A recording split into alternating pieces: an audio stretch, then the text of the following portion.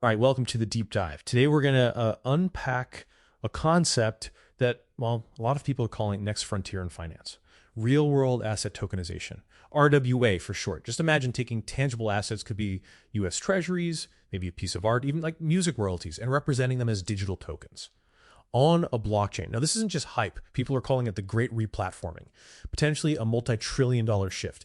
So our mission today, give you a quick shortcut to understanding this whole space. It's moving fast. Yeah, it really is. And what's fascinating, I think, is the scale already. If you look at the market for tokenized RWAs, and let's exclude stablecoins for a moment, it's already shot past $25 billion. That's as of mid-2025. And this growth, it's pretty much exponential from basically zero just a few years back. What's really driving it, though, isn't the sort of early crypto disruptors you might expect. It's the big global traditional finance institutions. Think BlackRock, JP Morgan. They're starting maybe sensibly with lower risk stuff. US treasuries, private credit, and that makes up something like over 90% of the market right now. Wow, okay. So yeah, clearly not just a niche crypto thing anymore if those names were involved. So let's just nail down the basics for everyone tracking this. At its core, what exactly is a real-world asset token? It's basically a digital marker, right, on a blockchain, representing legal ownership or maybe rights to an asset that exists outside the crypto world, off-chain. You could actually think of stablecoins as the original RWA.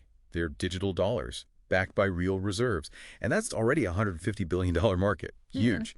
But beyond just cash, we're talking fractional real estate, maybe fine art, stakes in venture funds, even things like IP, like those music royalties I mentioned. The potential scope is just immense. Right. And that naturally leads to the big question, so what? Why does this actually matter? The promise here is pretty huge. Let's break it down. First, there's fractional ownership. This isn't just about making things cheaper. It fundamentally changes how you interact with high value assets. Think about a $10 million building, maybe broken down into $10 tokens. Suddenly, investments that were only for institutions are open to a much wider audience. It's democratization, really. Okay, so wider access, that's clear. What else? Second, efficiency. Big one.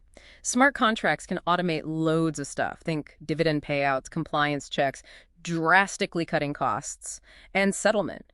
We move from the old T+2 system, trade settles 2 days later. Yeah, feels ancient sometimes. Right, to near instant atomic settlement. Everything happens at once, guaranteed, much faster, less risk. And finally, it feeds into DeFi, decentralized finance. It provides high quality, real world collateral, assets with predictable yields. This could make DeFi more stable, more attractive, especially to institutions. That vision, yeah, it sounds incredibly compelling. More stable, efficient, accessible finance. Who wouldn't want that? Yeah. But like any big shift, the path isn't perfectly smooth, is it? There are always challenges. Let's peel back another layer. Where does the rubber meet the road? Because one of the biggest promises is unlocking liquidity for things that are traditionally hard to sell, like real estate or art. That seems to have been, well, a bit of a liquidity myth so far. That's a really important point. Yeah, the actual data, it tells a different story. Just tokenizing something doesn't magically make people want to buy and sell it constantly. I saw a study, I think it was on the RealT platform for tokenized real estate. It showed property tokens were only changing hands maybe once a year on average. So if just putting it on a blockchain isn't enough, what will it take to get real liquidity? Precisely. And that leads us to the hurdles. The biggest one, frankly, isn't the tech. It's navigating what you could call the regulatory gauntlet. It's fragmented, different rules everywhere. And big questions remain, like the legal finality of owning something just because you have the token. That's often not fully resolved. In many cases, the blockchain record is just evidence. It points to ownership. But the legally binding source of truth is still off-chain in traditional legal documents. That's why you need these legal wrappers, things like special purpose vehicles, SPVs. Oh, okay. So the SPV is like a separate company that actually holds the asset, Right. legally speaking. Exactly. It isolates the asset. And then you also have to worry about smart contract bugs or vulnerabilities. Plus, how do you prove the off-chain asset actually exists and backs the token?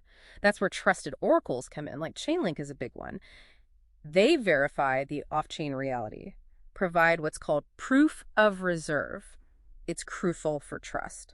So it sounds like we're building this whole complex structure, Yeah. legal, technical, around the asset. Not just a simple token, a necessary fortress, I guess, if you want institutions to really buy in. Okay, so given all that complexity, what's the trajectory? Where is this heading? The forecasts are pretty wild. credible sources are projecting anywhere from, what, $2 trillion to maybe $16 trillion by 23. The range is wide, but the direction is clear. Big numbers. Definitely. And we're seeing these two main tracks emerge, right? There's the institutional track, that's the BlackRocks, the Franklin Templetons. Yeah.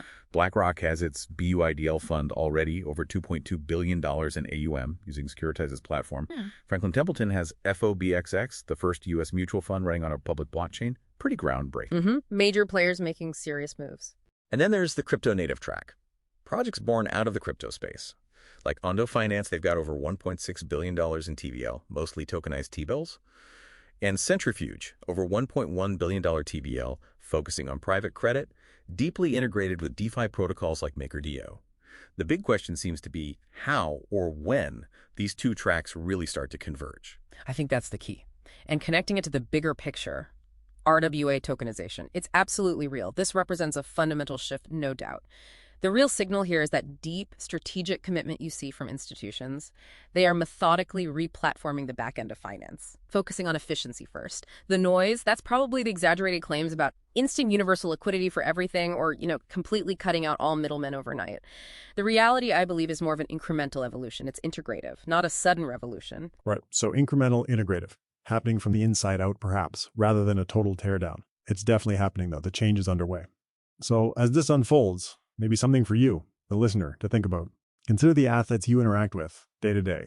What real-world asset would you most want to see tokenized? Made more accessible, maybe more efficient through this kind of technology? Something to ponder. That's all for this deep dive.